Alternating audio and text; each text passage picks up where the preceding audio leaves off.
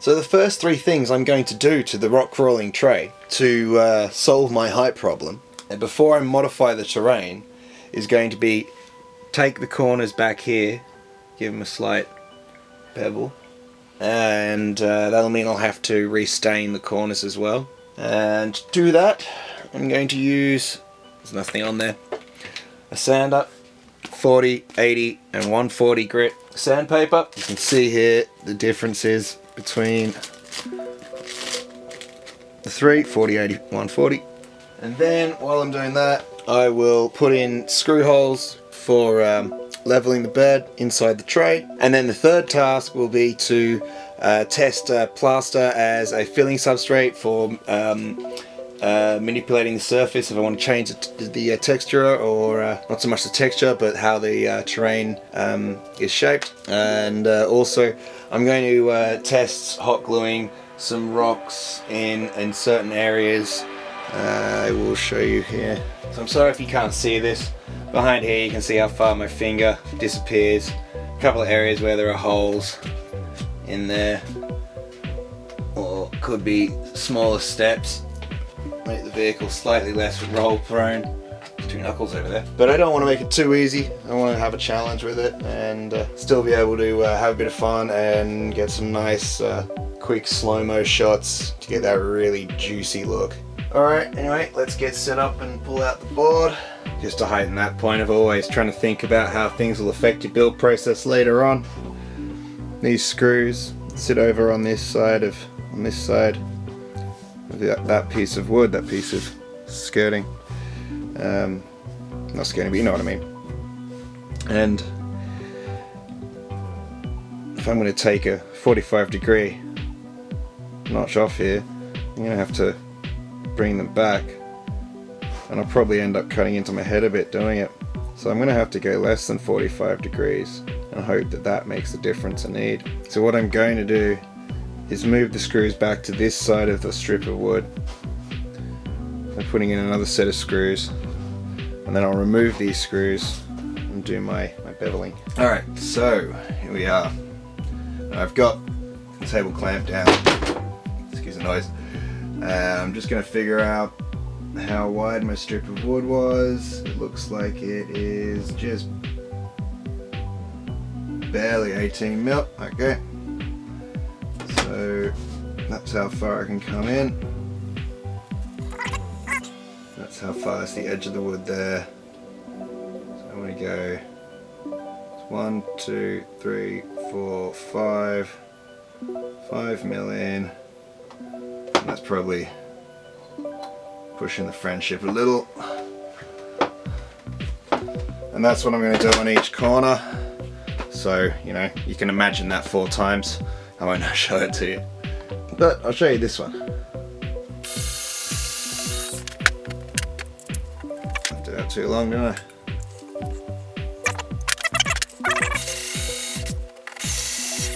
Like that.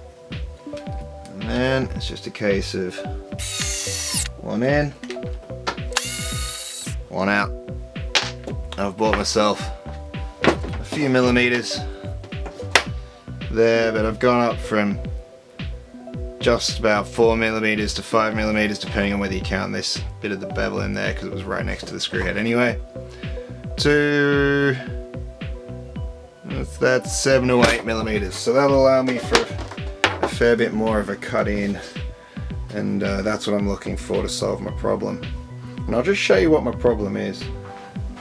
To demonstrate the problem I'm having, is the tray goes under here, and the legs cut in on this table. So it's a great use of dead space. However, I probably should have gone about an inch shorter in total length. But I wanted maximum size for easy storage. So what I have to do, and see here, you can see how I'm going to try to solve the problem. By taking some of this out here, I'm able to lower the total height by a few, possibly up to a centimeter. And the angle I've gone at isn't quite sharp, steep enough, so I'll have to come back and hit this with a slightly steeper angle. Doesn't really matter if it curves a bit, because this curves, And I don't mind a slightly organic looking shape on the corner. Built a character to it in a way. So, hearing protection. Don't breathe dust in, it is bad for you. Obviously. If you were made to breathe dust, probably live in a tree. Not like up a tree, but inside it. Like a beetle.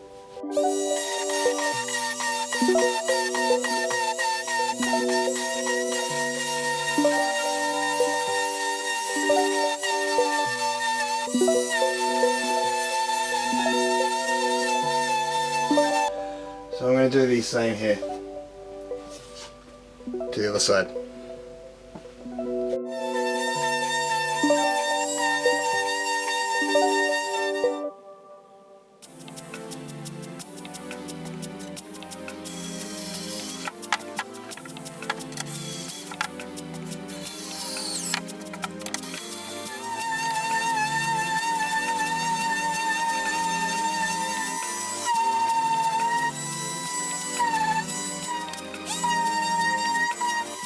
Alright, so we've got to drill some holes in this thing before we stain it, so we can stain all of it. And I forgot to mention that there are actually very small nails. They are tiny little things. I'll get some out and show you in a minute, or I'll get some out and show you in a separate scene here, that go right around the rim, spaced out every, can't remember what I did it now, I think it was like 7 centimeters. So there's 3 here, 1 here, 1 here, 1 here. As you travel up, 1, 2, 3. Just around the center pieces, just to add a bit of extra structural rigidity. It wasn't a problem sanding over those because they were really only very poxy little tiny nails. Alright, so what I'm going to do to measure this out is just pick an arbitrary sort of, make an arbitrary square in my head and put 1, 2, 3, 4 because it bows out. The edges bow up, not the center. And I'm just going to go 10 centimeters. Point. It's pretty close. Back. Don't have to be very accurate with this. That's just about where I want to drill.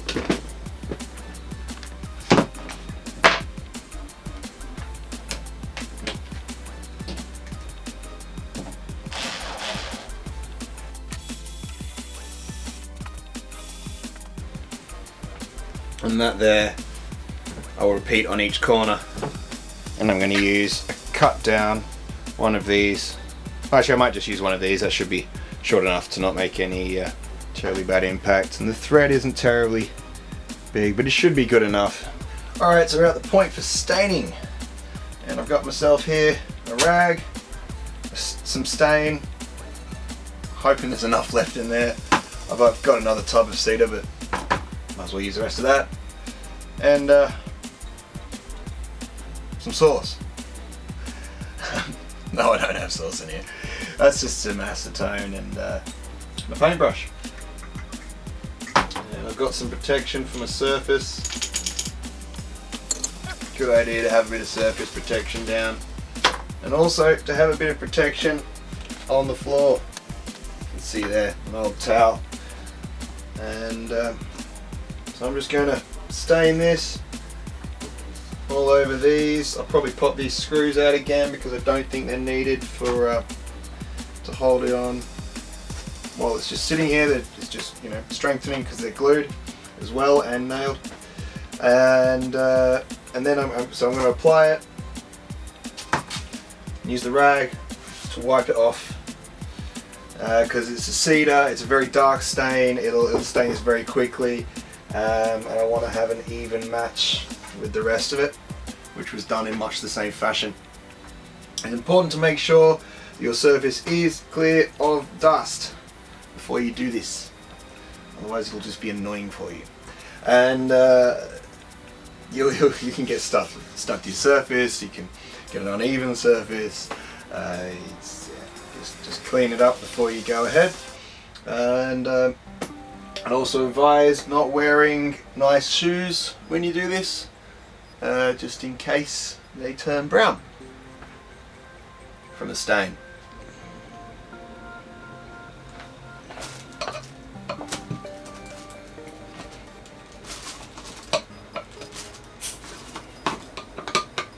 Escaping gases.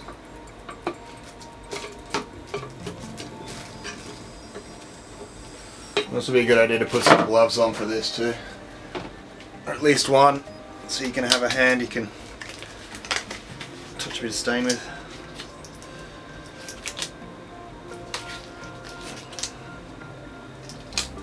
Oops.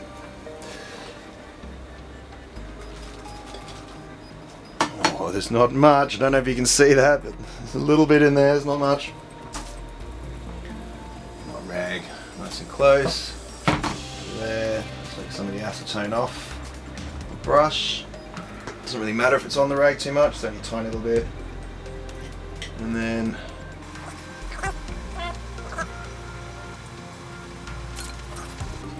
take it off. But assuming I use the right stain.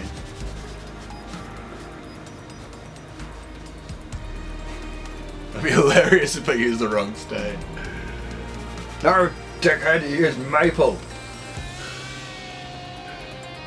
Oh look. Thing is, this is going to be rubbed off anyway over time.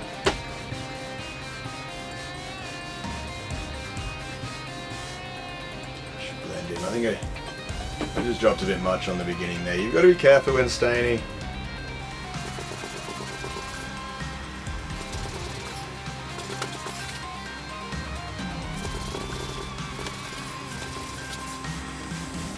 It's quite a powerful stain seeder, as you can see.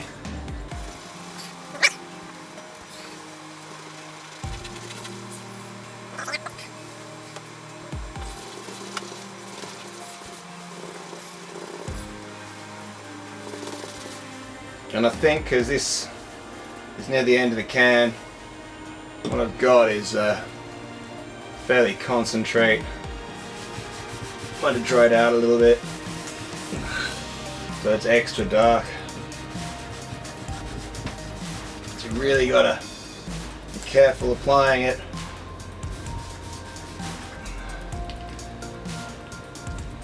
Right, sorry, excuse me. Someone opened the door and bumped my camera. As I was saying, you've got to be careful, put on nice sparse applications, and just rub it in good and proper. Make sure it's nice and blended. You could add some, could actually turn around and put a bit on there. I'm just going to wrap one layer over the top of that and very lightly dab on a bit more,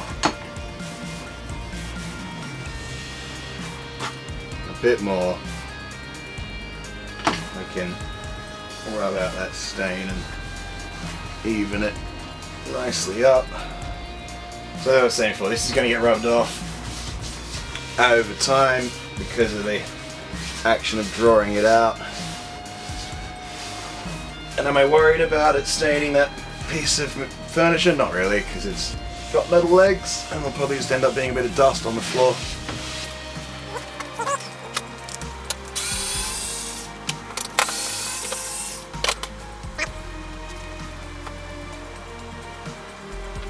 Yeah, it's just too concentrated. It's really a bane.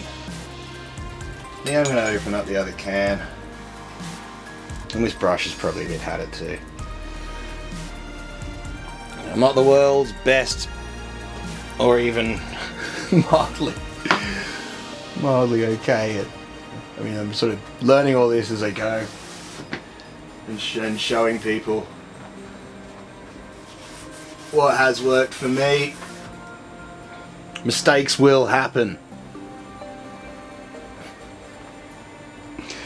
That's why I like to emphasize the point of thinking things as much through as you can. So you can get a really nice, highly polished.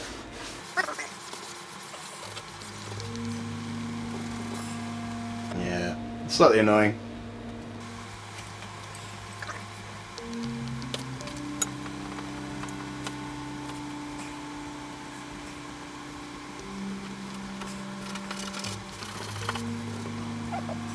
foot. Alright, I'm not in your camp. Recommend when you do close your tins, if you're going to whack them, cover them. Alright, I've got me a new can. Oops, excuse me. I've got me a new can and I'm going to finish up staining.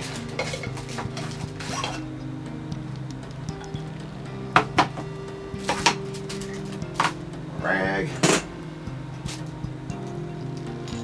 If you're doing a lot of staining, I'd advise a bigger rag. This is a very small rag for a small job.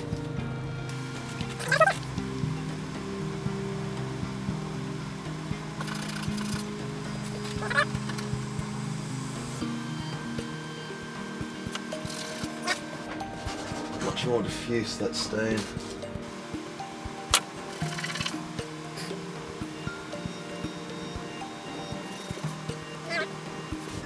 There you go. Both learned something in this video. Careful with the use of old last of the can stain. It's much stronger.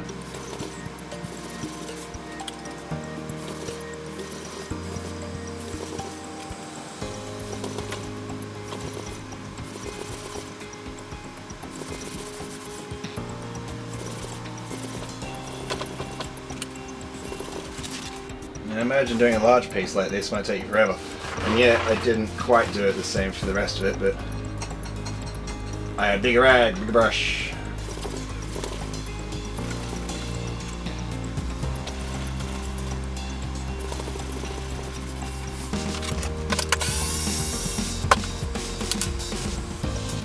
That was a little unnecessary actually. So I'm not going to do it.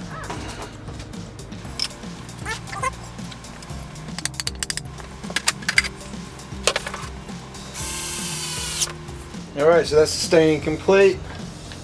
Now I've got to put in the terrain plate, mark my corresponding holes, drill them, and then it's on to testing this drying, testing it to make sure it fits in there and solve my problem, and then covering the top, making my surface texture and modifications to that surface or whatever and whatnot to it. Maybe nothing. Maybe cover it with some sand. I am enjoying the challenge that some of it represents, and yeah, that's what we do this for, isn't it? A bit of a challenge. So as you can see here, I have my hole, and there's one in each corner of the tray. And then I've got the diorama in the back. So just to mark the holes, what I'm going to do is simply hold the diorama with my hand at the top, drill a little bit, mark that hole in there, and then I'm going to take it out, drill through, and I'm going to do it to such a depth, set the depth on my piece such that it won't pierce the top of the diorama. Mark the holes on my board, and now I'm just going to drill quickly through them. I've shortened this length of the drill bit so that it's not going to go beyond where the screw will go. And once you get through the wood, it'll just be like going through air, because it mostly is there. Alright, I'm going to do the other four now. Okay, so here we are back at the table, chest, drawers thing that it's stored under. And let's see if I have worked myself enough space.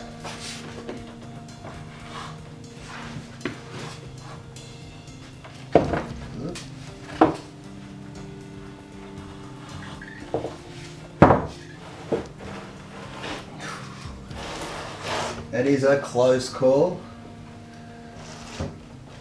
I think it's pretty good, better than it was.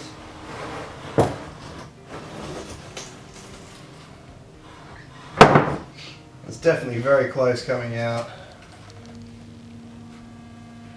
You stuck to it there. Try it back in.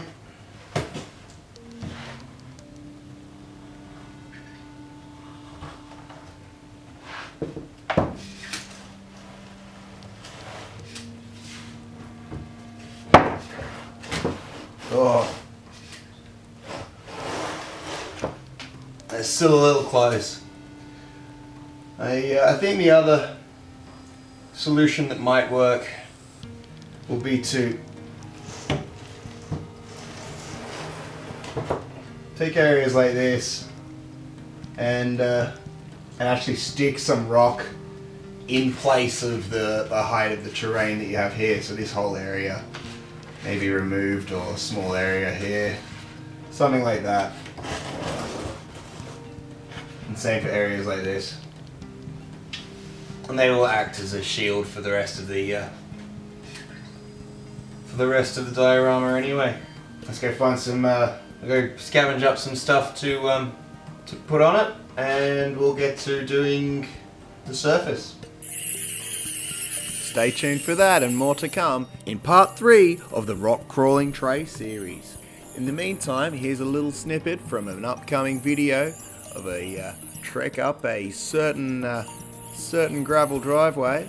I hope you enjoyed this video. If you did, please like and subscribe and hit the notification button so you know when the next part's coming out. And stay tuned for more. Please do stay well out there. Take care of your families. Thank you so much for watching and have a great day.